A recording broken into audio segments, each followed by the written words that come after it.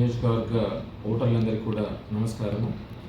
రాష్ట్ర ఎన్నికల సంఘం ఆదేశాల మేరకు, అదేవిధంగా రిటర్నింగ్ అధికారి జిల్లా కలెక్టర్ యొక్క ఆదేశాల క్రమము తేదీ 13/5/2024 జరగబోయేటువంటి లోకసభ ఎన్నికలకు సంబంధించినటువంటి అన్ని ఏర్పాట్లను మనకు ఆర్మూర్ నియోజకవర్గంలో పూర్తి చేయడం జరిగింది. జిల్లా కలెక్టర్ గారు ఎన్నికల నిర్వహణకు కావాల్సినటువంటి పోలింగ్ సిబ్బందిని కేటాయించారు. ఆ సిబ్బందికి మనం మే 1-2వ తేదీన శిక్షణ ఇవ్వడం జరిగింది. అదేవిధంగా ఎన్నికల నిర్వహణకు కావాల్సినటువంటి ఈవీఎంస్ని కూడా జిల్లా కలెక్టర్ గారు అలాట్ చేయడం జరిగింది. వాటిని కమిషనింగ్ చేసి ఎన్నికల నిర్వహణ కోసం స్ట్రాంగ్ రూమ్లో రాజకీయ పార్టీల ప్రతినిధుల ముందట భద్రపరచడం జరిగింది. అదేవిధంగా డిస్ట్రిబ్యూషన్ రిసెప్షన్కి సంబంధించి మనం గవర్నమెంట్ డిగ్రీ కాలేజీలో ఏర్పాట్లు చేయడం జరిగింది.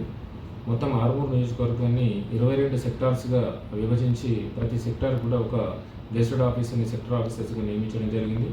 22 రూట్లకు గాను పోలింగ్ సిబ్బందిని తరలించడానికి 52 బస్సులు ఏర్పాటు చేయడం జరిగింది. సుమారుగా 1100 మంది పోలింగ్ సిబ్బంది, తర్వాత రిజర్వ్ పోలింగ్ సిబ్బంది, అదేవిధంగా ఒక 1000 వరకు సుమారుగా పోలింగ్ సిబ్బందిని కూడా ఈ ఎన్నికల్లో వినియోగించడం జరుగుతుంది. అదేవిధంగా రెవెన్యూ సిబ్బంది, మున్సిపల్ యంత్రాంగము, వివిధ పంచాయతీకి సంబంధించిన సిబ్బంది అంతా కూడా ఎన్నికల్లో పాల్గొంటున్నారు.